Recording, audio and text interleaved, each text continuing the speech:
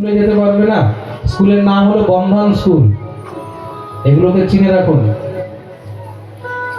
বাচ্চাটাকে বলছে শিখা কেটে আসলে তখন নিয়ে স্কুলে ঢুকবে, নাহলে ঢুকবে না।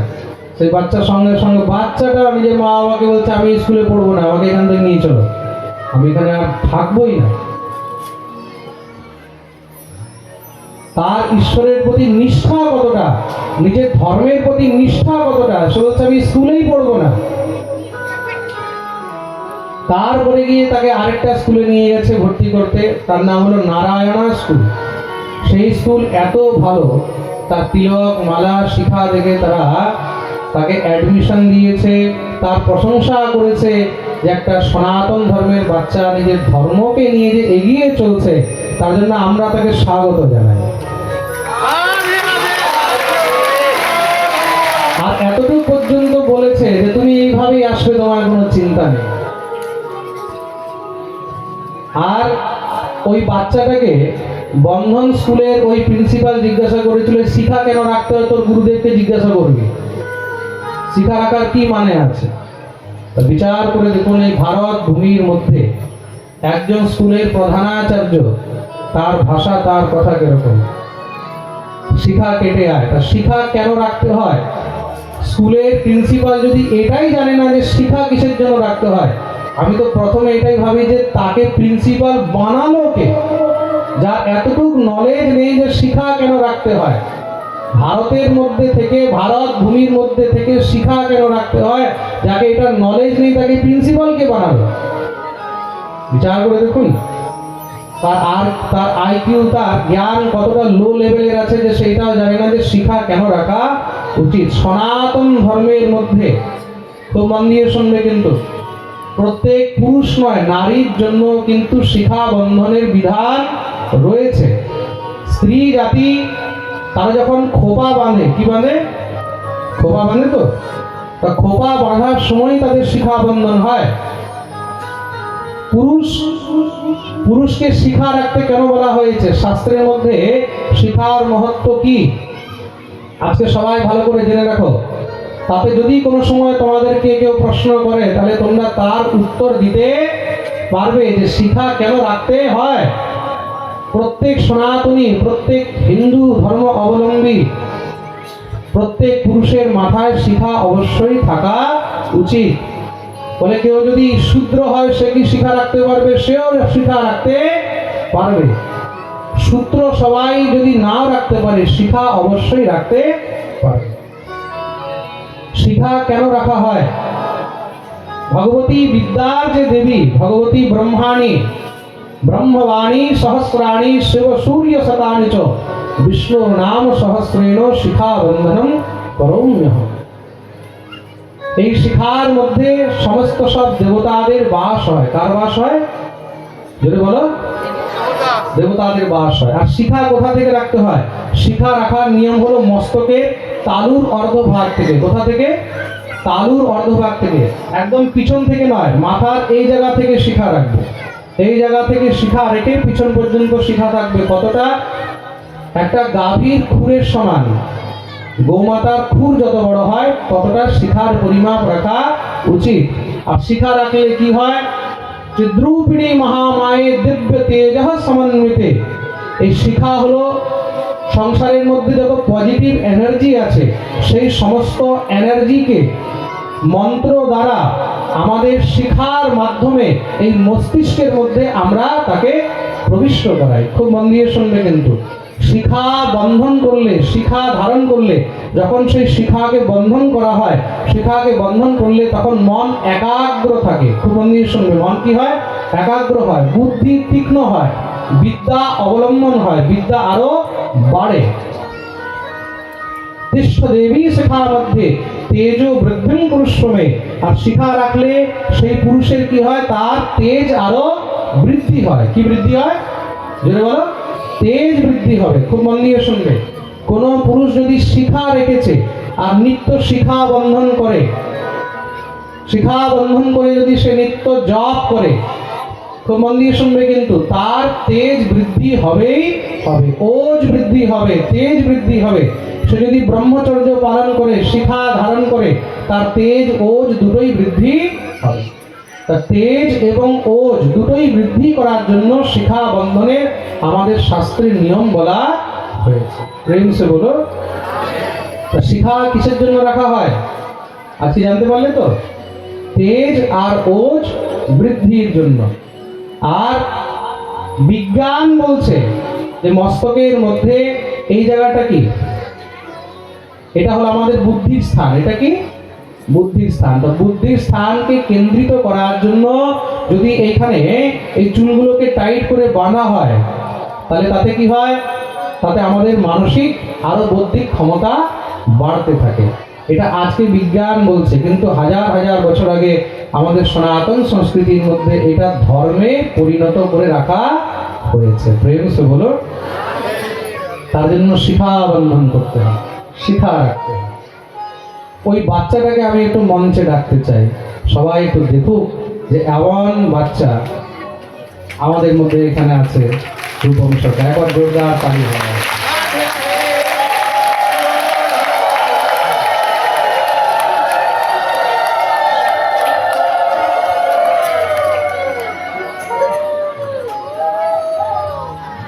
ওকে সবাই আশীর্বাদ করবে যেন ওই কৃষ্ণ ভক্তি নিয়ে জীবনে অগ্রসর হতে পারে। একবার সবাই প্রেম সে বলো, বলিয়ে ভক্তবৎসল ভগবান। নিষ্ঠা যদি অন্তরে থাকে তাহলে মনে রাখবে ভগবান সবসময় তোমার উপরে সহায় হয়ে থাকবে। যেই বাচ্চাকে স্কুল থেকে বলছে তুমি বেরিয়ে যাও, আরেকটা স্কুলে সে নিজে বলছে আমি এখানে থাকবোই না, অন্য স্কুলে তাকে স্বাগত করেছে, ওয়েলকাম করেছে।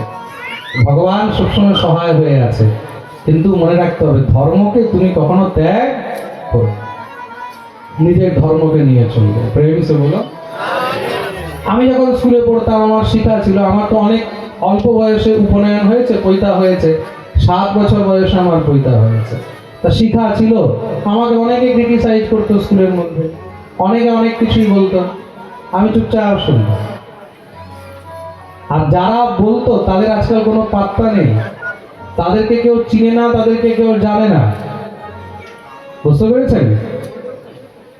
কেউ কোথাও মারা কার বাড়িতে কাজ করে বেড়াচ্ছে, কেউ রিক্সা চালাচ্ছে, কেউ কিছু করছে। আর এই যে শিখা ছিল না, এই শিখার প্রভাবে আজকে আমি এখানে বসে আছি।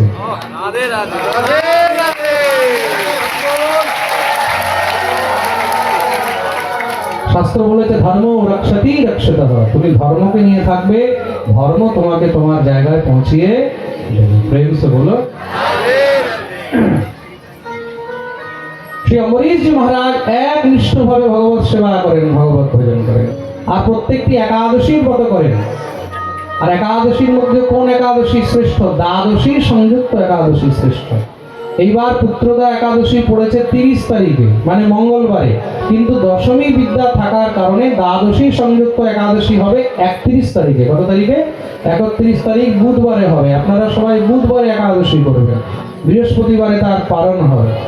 আমাদের পাঠ শেষ হবে একাদশীর দিন 31 ডিসেম্বর, আর 1 জানুয়ারি মানে বছরের প্রথম দিন, ইংরেজি নববর্ষের প্রথম দিন আমাদের হোম যজ্ঞ হবে। আর হোম যজ্ঞ হয়ে মহাপ্রসাদের ব্যবস্থা থাকবে, সবার জন্য প্রসাদের ব্যবস্থা, মহোৎসব হবে। প্রেম সে বলো। বছরের প্রথম দিন যজ্ঞ দিয়ে আরম্ভ হবে, মহোৎসব দিয়ে আরম্ভ হবে। বলি ভাগবত ভগবান। আহা, কত ভাগ্যবান দেখুন আপনারা। বছরের শেষ হচ্ছে গোবিন্দের কথা দিয়ে, বছর শেষ হচ্ছে ভাগবত দিয়ে, আর বছর আরম্ভ হবে যজ্ঞ দিয়ে, মহোৎসব দিয়ে। ঠাকুরের কত অসীম কৃপা, কত সুন্দর সংযোগ হয়েছে এইবার। আর আপনারা সবাই মহোৎসবে আসবেন। যজ্ঞটা এখানেই হবে, আমাকে এখন বললো ইন্দ্রজিৎ যে যজ্ঞটা এখানে হবে। তা যারা যারা যজ্ঞে বসবেন তারা কমিটির মধ্যে নাম লিখিয়ে দেবেন আগে থেকে যে আমরা যজ্ঞে বসবো। আর যজ্ঞের স্বামী স্ত্রী বসবে, তো মন্দিরে শুনবে, স্বামী স্ত্রী জোড়া হয়ে বসবেন। যারা বসবেন তারা কমিটিতে আগে নাম লিখিয়ে দেবেন, যাদের নাম লেখা থাকবে তারাই যজ্ঞে বসতে পারবে। প্রেম সে বলো। তা একাদশীর জন্য ভগবানের সে অত্যন্ত প্রিয় হয়ে গেছে। কেন? ভগবানের সব থেকে প্রিয় যদি কোনো ব্রত রয়েছে তার নাম হলো একাদশীর ব্রত। দেবরাজ ইন্দ্র পরীক্ষা করার জন্য পাঠিয়েছে দুর্বাসাকে। দুর্বাসা এসেছেন, একাদশী পরের দিন দ্বাদশী পালন করবে অম্বরীশ। দুর্বাসাকে দেখে সুন্দর করে আসন দিয়ে বসিয়েছেন প্রভু বসে। দুর্বাসা বললেন আমি স্নান করে আসি, তারপরে আমিও পালন করব। দুর্বাসা স্নান করতে গেছেন, সময় অনেক হয়ে যাচ্ছে। এদিকে পালনের সময় পেরিয়ে যাচ্ছে, পালনের সময় পেরিয়ে গেলে তারপরে এবার পালন করলে কোনো ব্রতের ফল হবে না। অম্বরীশ চিন্তিত হয়ে গেলেন, কি করা যায়, অতিথিকে ছেড়ে কি করে পালন করব। ব্রাহ্মণদেরকে জিজ্ঞাসা করলেন, তারা বললেন একটি উপায় আছে। একটা কাজ করো, তুমি এই সময় অন্ন গ্রহণ না করে চরণামৃত বা তুলসী নিয়ে পালন করে নাও। কেন অতিথিকে ছেড়ে অন্ন গ্রহণ করতে নেই। সঙ্গে সঙ্গে অম্বরীশ মহারাজ চরণামৃত তুলসী নিয়ে যখনই পালন করলেন, দুর্বাসা দৌড়ে এসে গেছে। পালন করতে দেখেই ক্রুদ্ধ হয়ে গেল, আরে দুরাচারী দুষ্ট রাজা, অতিথিকে ছেড়ে তুই ঋষিকে ছেড়ে এখানে পালন করলি, তোর জীবিত থাকার অধিকার নেই। বলে সঙ্গে সঙ্গে একটি জটা ছিঁড়ে ছুঁড়ে মারলেন। দেখতেই দেখতে ভয়ঙ্কর রাক্ষসী কৃত্যা উৎপন্ন হলো, মেরে ফেলা এই দুষ্টকে। যখনই সে মারতে মহারাজ এগিয়েছে, তৎক্ষণাৎ সুদর্শন চক্র এসে সেখানে কৃত্যা টুকরো টুকরো করে দিয়েছে। তার গোবিন্দায় নমো নমঃ। এবার দুর্বাসার পিছনে দৌড়াচ্ছে। দুর্বাসা মহারাজ পালাতে লেগেছে, পুরো পৃথিবী ঘুরে নিয়েছে, কোথাও যখন আর ঠাঁই পায়নি, ব্রহ্মার কাছে গিয়ে কাঁদছে, হে পরম পিতা আমাকে বাঁচাও। ব্রহ্মা বলেন আমিও বাঁচাতে পারবো না। মহাদেবের কাছে গেছে, হে মহাদেব আমাকে বাঁচাও। মহাদেব বললেন আমিও বাঁচাতে পারবো না। নারায়ণের কাছে গেছে, হে গোবিন্দ আমাকে বাঁচাও। ভগবান বললেন অহম ভক্ত পরাধীন যস্বতন্ত্র ইব দ্বিজঃ সাধুভির্গ্রস্ত হৃদয় ভক্তের ভক্ত জনপ্রিয়। আমিও তোমাকে বাঁচাতে পারবো না। কেন? তুমি অপরাধ করেছো আমার ভক্তের কাছে, সুতরাং তোমার রক্ষাও আমার ভক্তই করতে পারবে। যাও তার কাছে। দুর্বাসা দৌড়ে অম্বরীশের কাছে এসে চরণে পড়ে গেলেন। অম্বরীশ সঙ্গে সঙ্গে তুলে বুকে জড়িয়ে ধরেছে। মহারাজ আপনার স্থান চরণে নয়, আমার মস্তকে, আমাকে বাঁচাও অম্বরীশ। তৎক্ষণাৎ অম্বরীশ তাকে পিছনে সরিয়ে নিজের সামনে দাঁড়িয়ে গেলেন। সুদর্শন আসতেই হাত জোড় করে সুদর্শনকে প্রার্থনা করলেন। সুদর্শন ভগবান শান্ত হয়েছেন, কিন্তু গর্জনা করে বললেন, দুর্বাসা আজ তোমাকে ছাড়লাম শুধু অম্বরীশের জন্য। মনে রাখবে, আর যদি তুমি এরকম কোনো সময় কোনো অপরাধ করেছো, তোমাকে আর ছাড় নেই। ভগবত ভক্তের উপর অত্যাচার, এটা ভগবান তো ছাড়ো, ভগবানের পার্শ্বদরাও কিন্তু সহ্য করতে পারেন। অম্বরীশ দিব্য আনন্দে গোবিন্দের জয়কার করছেন। বলিয়ে ভক্তবৎসল ভগবান অম্বরীশ মহারাজ। সেই অম্বরীশের বংশে পরম প্রতাপী রাজা হলেন সগর। সগরের পুত্র হলেন অংশুমান, তার পুত্র দিলীপ, দিলীপের হলেন ভগীরথ। এই ভগীরথী তপস্যা করে গঙ্গাকে নিয়ে এসেছেন, তার জন্য গঙ্গার এক নাম হলো ভাগীরথী। বলিয়ে গঙ্গা মাইয়া কি। ভগীরথের পুত্র হলেন খটবাঙ্গ, খটবাঙ্গের দীর্ঘবাহু, দীর্ঘবাহুর হলেন রঘু, রঘুর হলেন অজ, অজের হলেন দশরথ। দশরথের তিনটি রানী, কৌশল্যা, কৈকেয়ী আর সুমিত্রা। তিন রানী থেকে চারটি পুত্র হলো, একে রাম, লক্ষ্মণ, ভরত আর শত্রুঘ্ন। এই প্রকার রাম জন্ম পর্যন্ত বৃত্তান্ত বর্ণন শ্রবণ করালেন। বলিয়ে রাজা রামচন্দ্র ভগবান কি। ভাগবতে রামচরিত্র অনেক সূক্ষ্ম রূপে বর্ণন রয়েছে। কেন? কৃষ্ণ চরিত্র প্রধান তো, আর এখন তো আমাদের গোবিন্দের জন্মোৎসব হবে, তার জন্য রামচরিত্রকে আমরা এতটুকুই শ্রবণ করলাম। কোনো সময় রামজির কৃপা হবে, তখন আমরা বিস্তারে রাম কথা শ্রবণ করব। বলিয়ে রাজা রামচন্দ্র ভগবান। শ্রী পরীক্ষিত মহারাজ প্রশ্ন করলেন, বলে প্রভু আমি সেই চন্দ্রবংশ বর্ণন শ্রবণ করতে চাই, যেই চন্দ্রবংশ স্বয়ং ভগবান শ্রীকৃষ্ণ অবতার নিয়েছেন। শ্রী সুখদেব প্রভু বর্ণন করছেন, খুব মন দিয়ে শুনবেন। ব্রহ্মার পুত্র হলো অত্রি, অত্রির পুত্র চন্দ্রমা, চন্দ্রের পুত্র হলো বুধ, বুধের পুত্র হলো পুরুরবা, পুরুরবার 6টি পুত্র হয়েছে, আয়ু, সুতায়ু, সত্যায়ু, রয়, বিজয় আর জয়। জয়ের পুত্র হলো অনেনা, অনেনার পুত্র হলো নহুষ, নহুষের 6টি পুত্র হয়েছে, জ্যোতি, যজাতি, সংজাতি, আয়তি, বিয়তি আর প্রীতি। তার মধ্যে যজাতির 2 স্ত্রী দেবযানী আর শর্মিষ্ঠা, তার থেকে পুত্র হলো 5 জন, যদু, দ্রুহু, অনু, তুর্বসু আর পুরু। পুরু থেকে হলো পুরু বংশ, আর যদু থেকে যদু বংশ। সেই যদুর বংশের মধ্যে হলেন ভোজ, বৃষ্ণি, অন্ধক আর সুর। মহারাজ ভোজের 2 পুত্র হলেন উগ্রসেন আর দেবক। দেবকের 7টি কন্যা, উগ্রসেনের 10টি পুত্র হয়েছে। 10টি পুত্রের মধ্যে সব থেকে বড় পুত্রের নাম হলো কংস। এই কংস মহা অত্যাচারী হয়েছে। আর এদিকে মহারাজ সুরসেনের 2টি স্ত্রী পৌরবী, মারিসা। একজনার গর্ভ থেকে মহারাজ পুত্র হলেন দেবমীর, আরেকজনের গর্ভ থেকে হলেন অর্জন্য। দেবমীরের 10টি পুত্র হলো, অর্জন্যের 9টি পুত্র হলো। এই অর্জন্যের যে 9টি পুত্র, তো মন দিয়ে শুনবে কিন্তু, তারাই হলো নবনন্দ। যারা গো সেবা ইত্যাদি গ্রহণ করলেন তাদেরকে গোয়ালা বলা হলো। কি বলা হলো? গোয়ালা। আর দেবমীরের যে 10টি পুত্র, তার মধ্যে বড় পুত্রের নাম হলো বসুদেব। মনে রাখবেন, এরা কিন্তু একই বংশ, যদুবংশ, সব ক্ষত্রিয়। কিন্তু যারা গো সেবার বৃত্তি ধারণ করলেন তারা হলেন গোয়ালা, আর বসুদেবরা থেকে গেলেন ক্ষত্রিয়।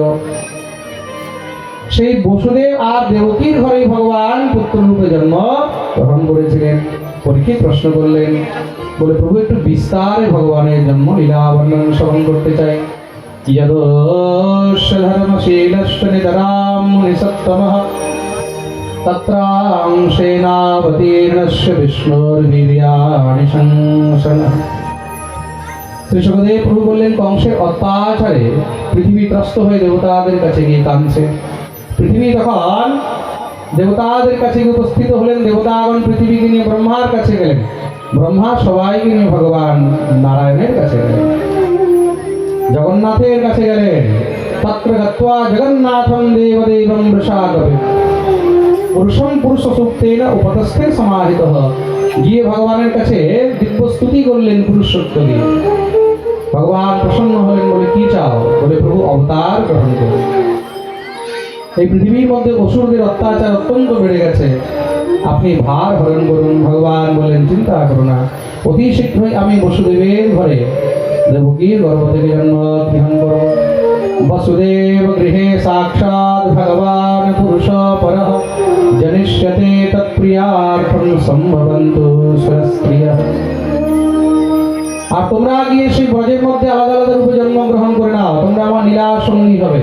ভগবানের আদেশ পেয়ে সব দেবতারা চলে আসলেন। কেউ ব্রজে এসে গোপী, কেউ গোয়ালা, কেউ বাঁদর, কেউ ময়ূর, কেউ গাভী, কেউ বৃষ, আলাদা আলাদা রূপ ধারণ করলেন। আর এদিকে কি হয়েছে, কংসের ছোট বোন দেবকী বিবাহের উপযুক্ত হয়েছে। কংস বিচার করলেন তার বিয়ে দিতে হবে, কার সঙ্গে দেব? তা কংসের বাল্য বন্ধু হলো বসুদেব। তা বসুদেব থেকে ভালো আর কাকে পাবো? তার জন্য বসুদেবের সঙ্গে বিবাহ ঠিক করে দিলেন। ধুমধাম করে মহারাজ বিবাহের আয়োজন করেছেন, সব থেকে ছোট বন্ধু। যদ্যপি দেবকীর বড় বোনদের বিবাহ আগেই বসুদেবের সঙ্গে হয়ে গেছে। তো করে দাস দাসী মহারাজ, অর্থ সম্পত্তি, হাতি ঘোড়া খুব দান করেছেন বসুদেব। আর নিজে আনন্দে মহারাজ রথে দুইজনকে বসিয়ে বিদায় করতে নিয়ে যাচ্ছেন। সঙ্গে সঙ্গে আকাশবাণী হলো,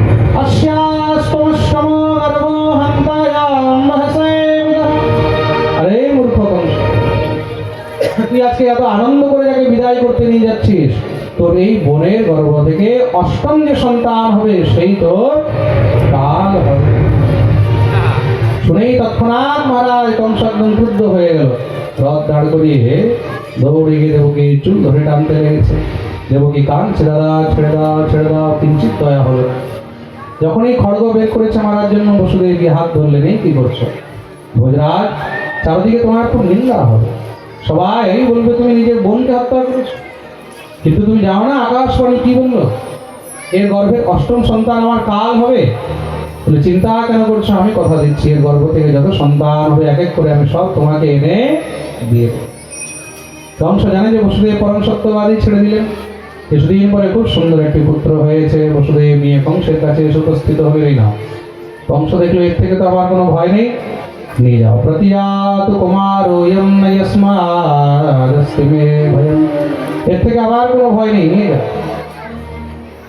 পাঠিয়ে দিলেন। দেবতাদের চিন্তা বেড়ে গেল, যদি এইভাবে ছেড়ে দেয় তাহলে কংসের পাপের ঘোড়া তাড়াতাড়ি ভরবে না, আর ভগবানও তাড়াতাড়ি আসবেন না। নারদকে পাঠালেন, তুমি যাও তাড়াতাড়ি গিয়ে এর পাপের সংখ্যা বাড়াও। নারদ এসে উপস্থিত হয়েছেন কংসের কাছে।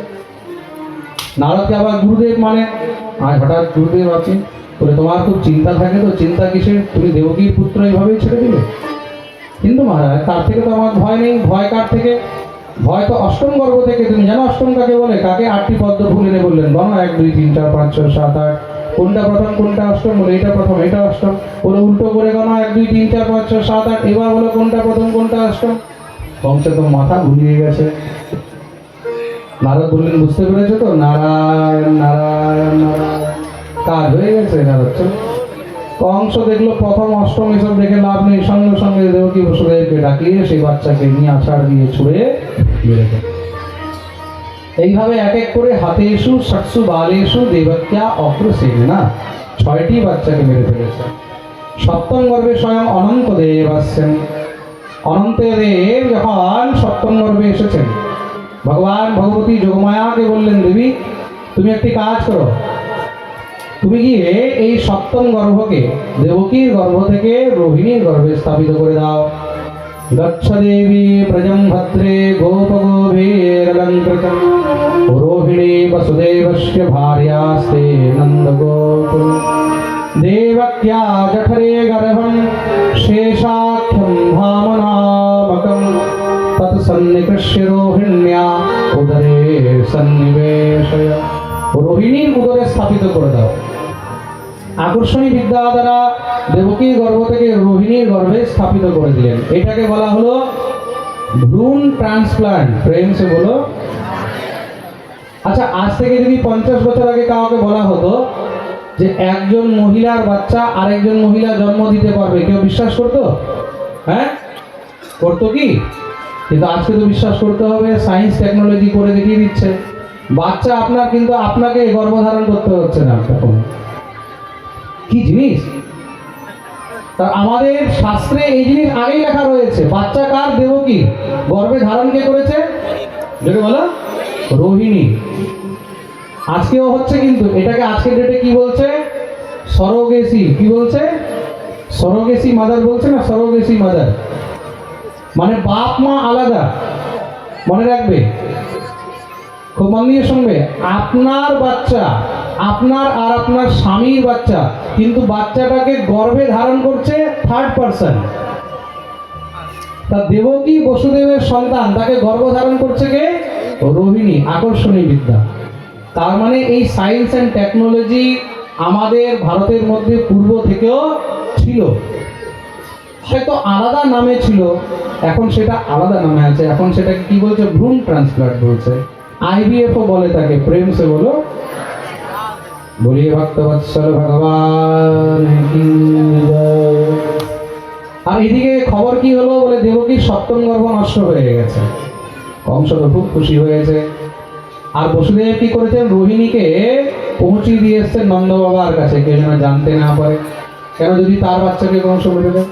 ভগবান ভগবতী যোগমায়াকে বললেন, দেবী এবার আমি জন্মগ্রহণ করব, আমার রাস্তা পরিষ্কার। ভগবতী যোগমায়া বললেন, প্রভু আমার জন্য কি আদেশ? বলে, তুমিও গিয়ে জন্মগ্রহণ করো। কি বলছেন প্রভু? আমি তো মায়া, মায়ার আবার জন্ম হয়? ভগবান বললেন আমি কে? তুমি হলে মায়াপতি, আমার মালিক, আমার স্বামী। তা আমি যদি তোমার স্বামী হয়ে জন্ম নিতে পারি, তাহলে তুমি জন্ম নিতে পারবে না।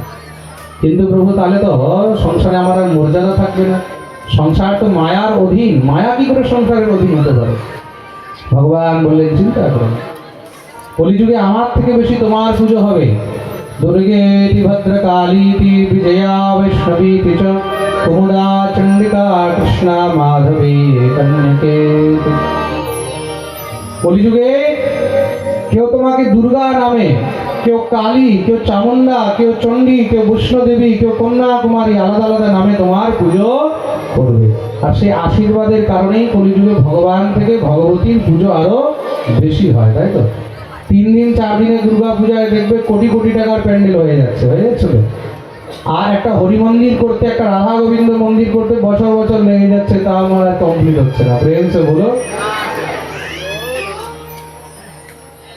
আমি মন্দির শুরু করেছি, মন্দিরে কাজ শুরু করেছি রাধা গোবিন্দ মন্দিরে, 2 বছর হয়ে গেল। এই 2 বছরের মধ্যে বড় কষ্ট করে মন্দির এতটা বানাতে পেরেছি। যখন মন্দির বানানো শুরু করেছিলাম দাড়িগুলো কালো ছিল, এখন সাদা হয়ে যাচ্ছে। বলো, তাহলে বিচার করে দেখো, 4 দিনের জন্য মহারাজ কোটি কোটি টাকা খরচ হয়ে যায়। আর পার্মানেন্ট রাধা গোবিন্দ মন্দিরে সেখানে মহারাজ পয়সাই বেরোচ্ছে না মানুষের কাছে। এটা কেন? ভগবান আশীর্বাদ দিয়ে গেছেন বলে আমার থেকে বেশি তোর পুজো হবে। প্রেম সে বলো। মহারাজ ভগবতী যোগমায়া যশোদার গর্ভে আসলেন, আর ভগবান দেবকীর গর্ভে এসেছেন। দেবকীর যখন অষ্টম গর্ভ এসেছে, তখন কংস কি করলেন, দেবকী বসুদেবকে নিয়ে কারাগৃহে বন্দি করে দিলেন, কোথাও যেন পালিয়ে না যায়। ভগবান গর্ভে এসেছেন, তার জন্য ভগবানের দর্শন করতে দেবতাগণ এসেছেন। ভগবানকে গর্ভে কেমন দেখা যায়, এটাকে গর্ভস্তুতি বলা হয়েছে। সত্যব্রতম সত্যপরম ত্রিসত্যম সত্যস্য যোনিম নিহিতম চ সত্যে। কৃষ্ণ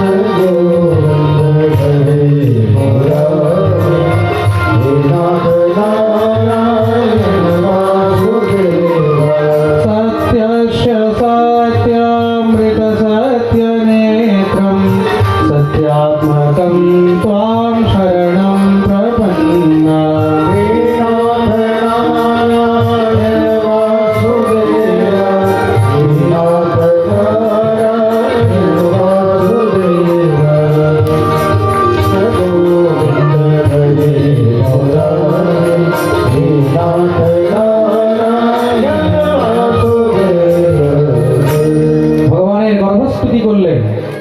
দেখতে দেখতে মহারাজ এবার সময় পেরিয়ে যাচ্ছে। সমস্ত প্রকৃতি ভগবানের স্বাগতের জন্য একদম মনে হয় আনন্দে নৃত্য করছে। নদ্যঃ প্রসন্ন সলিলা হৃদাজল রহস্রিয়ঃ দ্বিজালিকুল সন্নাদস্তবকা বনরায়। নদীর মধ্যে জল বেড়ে গেছে, কলকল করে তরঙ্গ বইছে। যেই গাছে কখনো ফুল ফুটতো না, ফুল ধরেছে। যেই গাছে ফল ধরতো না, ফল ধরেছে। বহৌ বায়ু শুভস্পর্শ পুণ্যগন্ধবঃ শুচিঃ আগ্নেয়স্য দ্বিজাতীনাম শান্তাস্তত্র সমন্ধকঃ। ব্রাহ্মণগণ যজ্ঞ শুরু করে দিয়েছেন, বনরাজ সিংহ গর্জনা শুরু করে দিয়েছে।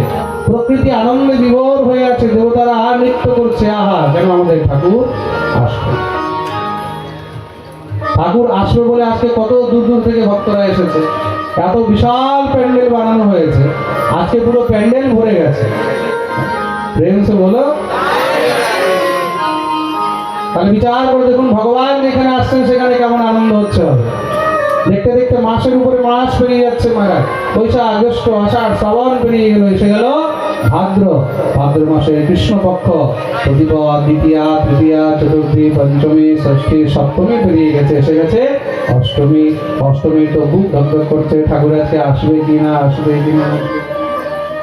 কেন গেলবার নবমীর উপরে কৃপা করেছিলেন, গেলবার নবমীর উপরে কৃপা করেছিলেন রাম রূপে, তার জন্যই তো রাম নবমী বলা হয় না। সামনে রাম নবমী আসছে, চৈত্র মাসে রাম নবমী। রাম নবমীতে কিন্তু আপনাদের পাশে পাঠ আছে, সবাই জেনে রাখুন। রাম নবমীতে আপনাদের পাশে বারুইপুরে পাঠ আছে। কোথায়? বারুইপুর, সোনারপুর বারুইপুর, বেশি দূরে নেই, কাছেই আছে, ক্যানিং।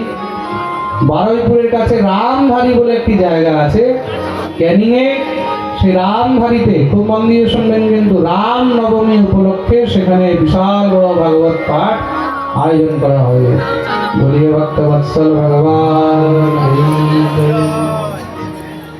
দেখতে দেখতে মহারাজ এবার অষ্টমী রাতও পেরিয়ে যাচ্ছে। 8টা হয়ে গেল, 9টা হয়ে গেল, 10টা হয়ে গেল। অষ্টমী ভাবছে প্রভু আজকে আসবে কিনা, আসবে কিনা। 10:30 হয়ে গেছে, 11টা হয়ে গেছে। দেখতে দেখতে 11:30 হয়ে গেল, আর এবার হয়ে গেল 12টা। এত তাড়াতাড়ি 12টায়? 12টা বাজাবার জন্য সব রেডি। হ্যাঁ, কি করে 12টা বাজাবে? ট্রেনে বলো। আচ্ছা চলো ঠিক আছে, 12:15। হ্যাঁ, 15 মিনিট এখনো বাকি আছে কিন্তু। প্রেম সে বলো। হয়ে গেল 11:50। প্রেম সে বলো। হয়ে গেল 11:55। প্রেম সে বলো। এবার হয়ে গেল 12টা। আচ্ছা, এত তাড়াতাড়ি 12টা? আচ্ছা চলো ঠিক আছে, 11:56। হ্যাঁ, 4 মিনিট এখনো বাকি আছে কিন্তু। শোনা হয় না যে পরে এসেছো, সাবধান হয়ে যাবে। বলে দিচ্ছি কিন্তু, চোর আসছে, জানো তো। ব্রজে বসন্তম নবনীত চরম গোপাঙ্গনানাম চ দুকুল চরম। চোরদের রাজা আসছে তো, কোন দিক দিয়ে পাস হয়ে যাবে বুঝতে পারবে না। প্রেম সে বলো। হয়ে গেল 11:57। এবার হয়ে গেল 58। এবার হলো 59। আর এবার হয়ে গেল এত তাড়াতাড়ি ঠাকুর